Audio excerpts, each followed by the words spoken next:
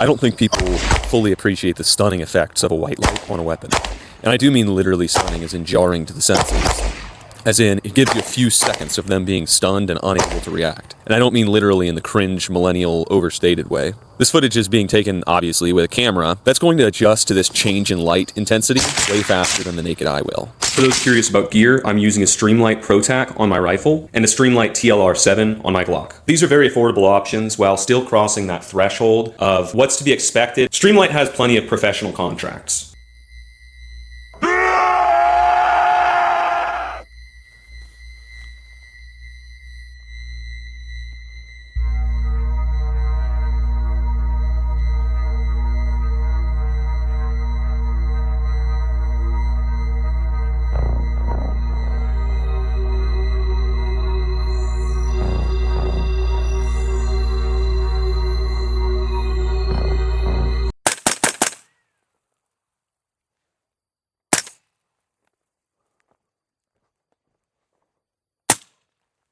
Good evening. Jim Eagle here, chronic insomniac. Have you been shooting? Good. Do you have white lights? Because you should. I wanted to go over white light training. You should be shooting and familiarizing yourself with your entire weapon system, with your rifle and your pistol. If you have a pistol that's your carry gun and you have a light under it, that's good. But I hope you familiarize yourself with how it shoots using the light. You need to be familiarizing yourself with light discipline. You're not just going to hold your light on the whole time you're searching an area or moving through somewhere or clearing your home in a self-defense situation. It's important to be able to turn your light on to engage your target and then immediately release and go back to whatever you need to be doing. To bring up some critical points on why I think this is very important training that you need to do, first would just be the fact that most attacks happen at night. And the nature of being attacked at night means that nothing's going to be ideal. You might be groggy, caught off guard, maybe you're just waking up, and this shouldn't be anything new to you, but it'll test your ability to handle your firearms in a low visibility environment. So let's say you're at home and someone's breaking in. Most of the time that a break-in happens where the victims are in the home, it's at night. So odds are, this is the likely scenario for defending yourself. Yet most people train all of their shooting during the daytime. Do we see the issue here? I'm going to briefly go over the pros and cons. For the rifle, the only real con of having a white light on your rifle is that there's going to be unwanted weight that's going to be further down your rifle. The pros definitely very much outweigh the cons of having a light on your rifle. It gives you a much needed capability that we're going to go over in this video, and the weight isn't that much. I mean, seriously. Go lift a few times a week. You'll be good. Another thing that's necessary to have is a pressure pad. You want to be able to get one that you can push to hold to turn on so that you can turn it on and off quickly as you need it. As for the handgun, it's pretty similar. I would say size and bulk is one that you're not concerned with as much with a rifle that you do notice on a handgun. With the TLR7 is very small. It doesn't bother me. Another thing is the weight. I personally don't consider that an issue at all. Most handgun lights are going to be very light. And getting into the pros, weight under the muzzle is actually a very good counter to any kind of muzzle flip you're getting from the recoil. I've shot my pistol with and without the light on it,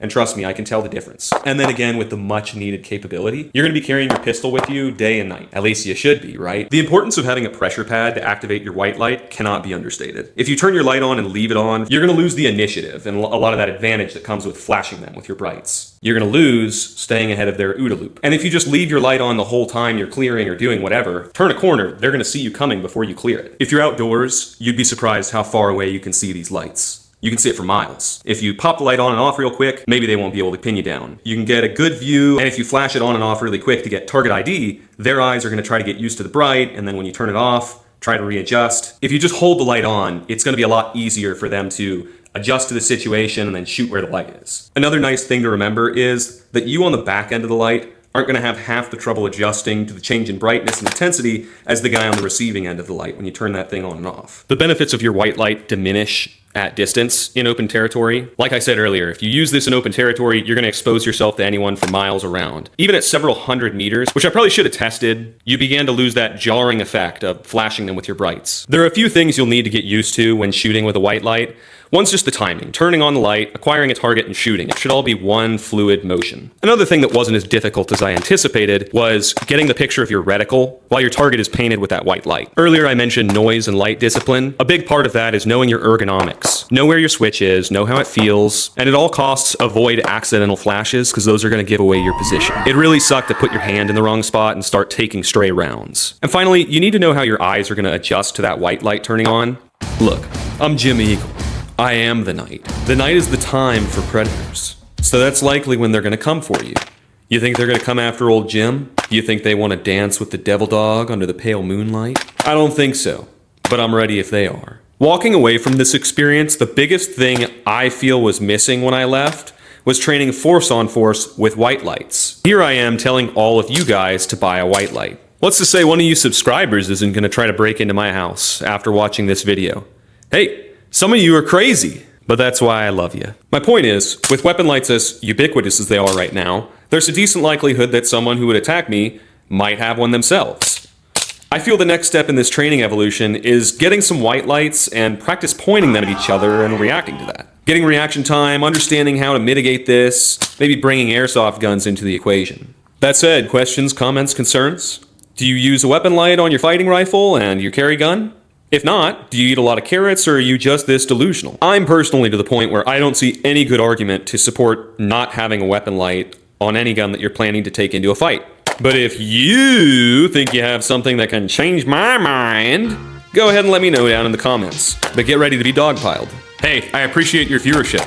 Like, comment, subscribe, share, hype the video if it lets you. And if you'd like to support us financially, use affiliate code JimEagle for 10% off your sport drink. Or we have the Leavenworth War Criminal shirt and newly released 0311 Marine Infantry t-shirt. You're still here? What are you doing? You should be out getting your white light training in so that you're familiar with your weapons system. The first time someone breaks into your house isn't the first time of you practicing that kind of shooting. Practice your white light familiarization skills. Or using your affiliate code JimEagle in the link below to get yourself some wonderful, healthy electrolyte sport drink. It's the best. That's right, baby. We've got our own affiliate link now. Studies show that if the Nazis had sport drink, they would have won World War II. There wouldn't have been pyramids of skulls of Chinese people if only they had sport drink when the Huns came. Smallpox wouldn't have taken out the Native Americans if they had sport drink. Studies show that if more men drank sport drink instead of Gatorade, our testosterone levels would actually go up. I'm not lying about that one because they package it in a way that doesn't give you microplastics in your drink. Seriously, this stuff is very good.